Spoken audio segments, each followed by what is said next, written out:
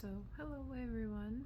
If anybody finds this channel or finds it helpful or not, I'm not sure, but I'm actually kind of starting this as a therapeutic thing for myself. My name is Brooke. I'm 42 years old. I have two amazing boys, 19 and 14, and on December 1st of this year, my life kind of changed. I went to the emergency room a couple weeks prior.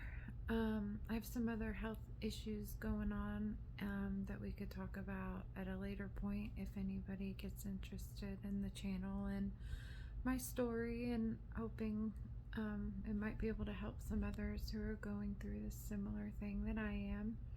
But I was in the emergency room and they had a CAT scan and they ended up finding a lump in my right breast.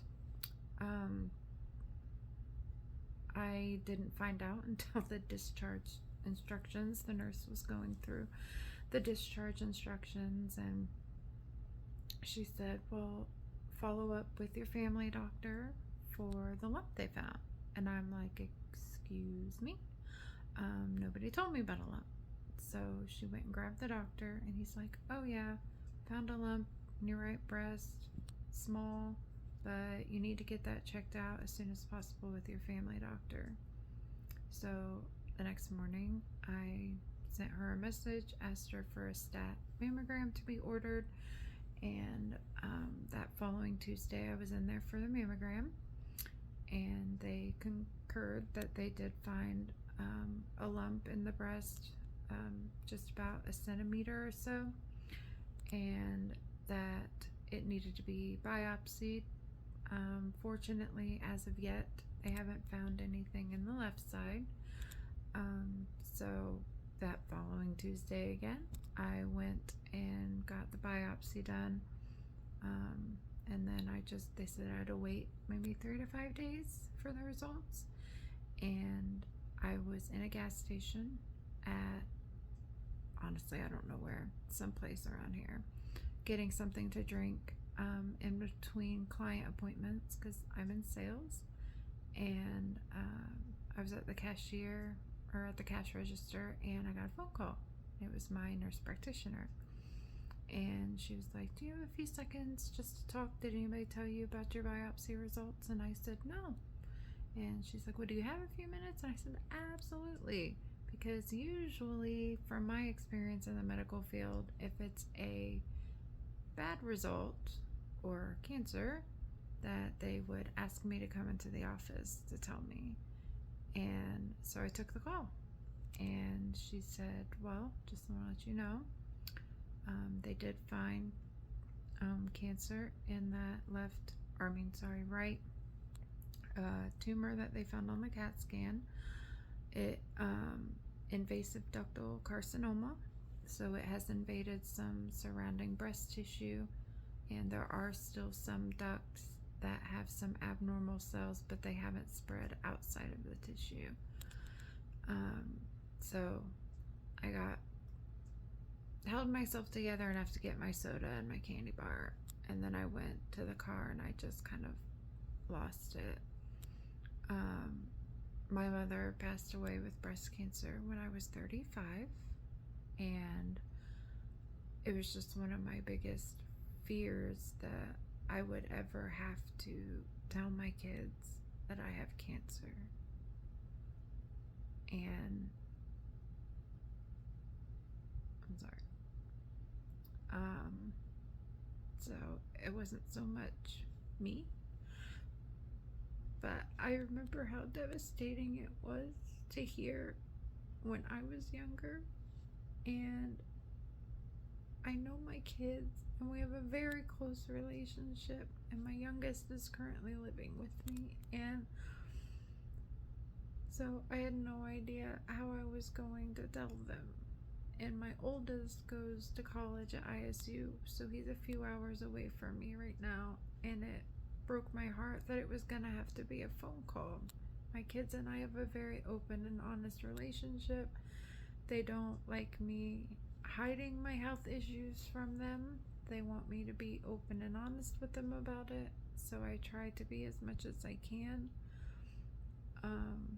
So I came home, gathered my emotions, and then I went downstairs and my son was playing on his PlayStation. And I waited till he finished his game and I said, "Can you pause that, please?" And he said, "Sure." And I said, "Can you mute the TV, please?" He said, "Sure."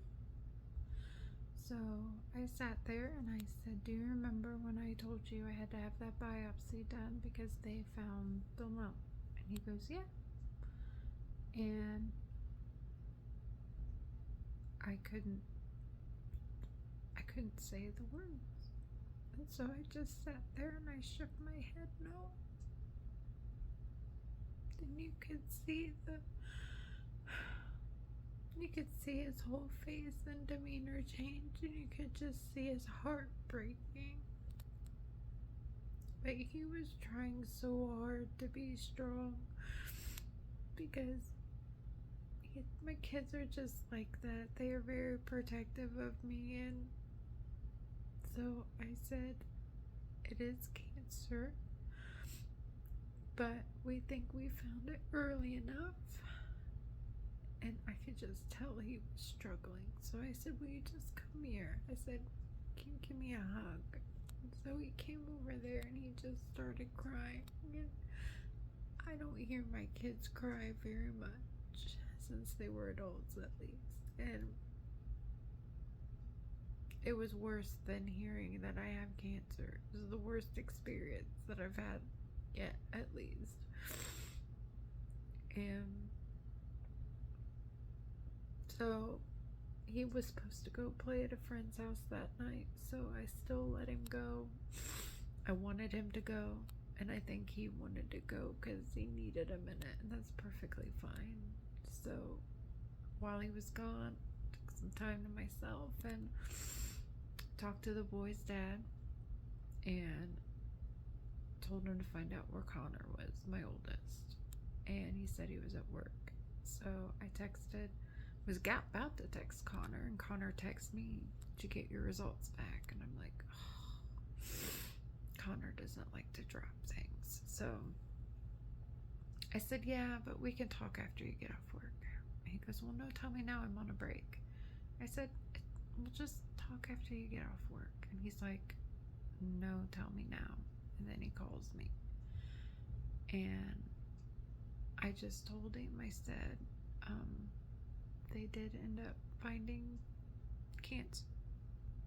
And he got quiet. Connor likes to play the tough kid, the non-emotional kid, but he's everything but that. He's very emotional. He lives with his heart on his sleeve, and to hear him even more cry was heartbreaking because I couldn't hug him and I couldn't be there for him, and I had to tell him over the phone. And I lost my mom to cancer, like I said. She was 35, I was 12. Connor's lost some family members to cancer, so he hears that word and it hurts, because he's seen so far what cancer does. It takes people from it, and I don't want to be those ones that are taken. I know what it's like to lose a mom, and I don't want to be one of those ones that's taken, and I'm not going to be. I will change history, and I will be there for my kids until I am 90 years old, laying in a bed, comfortable with my kids around me. I've lived my life, they've lived their lives, and then it's just time. And that's what I'm praying for and striving for, because the kids are my drive, my motivation. And I know I'm not the only person in this world that is going through things, but I I do feel kind of alone right now because my family, I mean, they know, but it's just me and my boys. And I have friends and coworkers that are there for me and love me, but I'm scared to kind of put myself out there because putting myself out there makes it more real and makes it more scary. And I just thought that if I kind of went through my journey with everybody, doctor's appointments, testing, things like that, fun things that I do to pass time, fun times with my kid, trying to live in the moment, and day-to-day work stuff, good days, bad days, that hopefully at some point I'll have at least a few people on here that follow me and we can live stream and talk to each other and be each other's support system. It's the one great thing, well, many, but a really great thing about this platform is that people can come together and help each other through things. And I'm sorry I look like a hot mess. It's late and I was about to go to bed. I promise you won't have to look at this every day like this, but it was just a thought, an idea I had, and I'll try to post once a day, a couple of times a week, depending on how busy I am and how much I have going on, because I'm trying to work as much as I can because I'm not sure my surgery is going to happen pretty quickly. I'm not sure how intensive a surgery it's going to be yet. We're still trying to put together a game plan, waiting on some other results, but if anybody is interested, please subscribe and let's talk to each other, be each other's support system, and be those breast cancer warriors together. And I would like to write a different story for my family, and I would like to do it with other people. And so that's all I have for right now. Just a little bit of an introduction, and maybe we'll go through things about getting your mind off of it, different things you can try, different things I've tried that worked, and help each other with the knowledge and what happens and help prepare each other for it.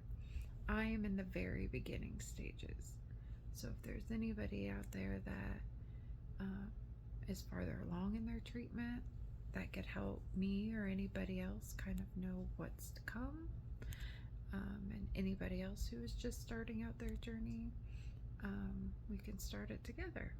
So maybe one day this week or next week I can introduce you to my family and our day-to-day life, because cancer does not stop the craziness of a 14-year-old in high school with ADHD and a kid in college. Life does not stop because you have cancer. So it doesn't stop, so it means we don't stop. So I hope we can make this something and be there for each other. So I'm not very good at talking. Hopefully I'll get better. So, thank you for listening, for whoever does find this and listen. I appreciate it. I just felt like I needed somebody to talk to tonight. So thank you. God bless. And fight on.